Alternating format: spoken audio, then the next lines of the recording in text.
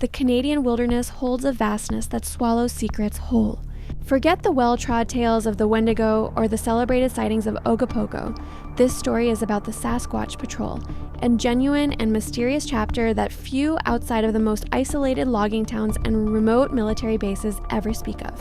It was 1971, deep in the heavily forested borderlands of British Columbia, where the US and Canadian governments conducted overlapping hushed biological surveys. The official cover was fauna tracking. The local grizzled loggers knew better. They called it the Hairy Manhunt. A specialist tracking unit, informally known as the Sasquatch Patrol, was established.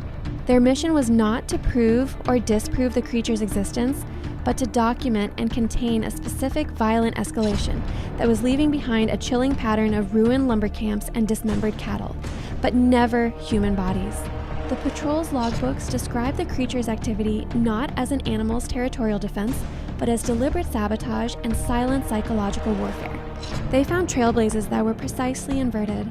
The bark would be carved and flipped upside down, placed back into the incision, pointing not away from danger, but toward it.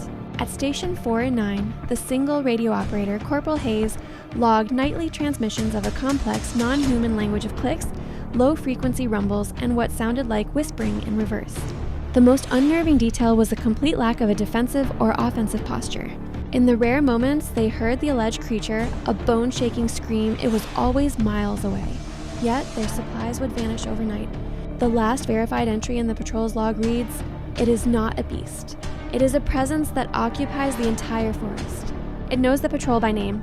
This morning, we found the boots of our 2 First Nations guides, stripped clean, laces precisely coiled. They were placed on the center of a clearing. We are leaving the radios. They want silence. We will give it to them." Going north to the Salt. The patrol was never officially disbanded. It simply ceased reporting. The vehicles were eventually found, parked neatly by a remote lake, untouched. All personal effects, weapons, and logs were gone, except for a single boot from one of the guides found months later, half buried in the Canadian Shield. It was scorched black, but it didn't smell of smoke. It smelled of pine sap and ozone.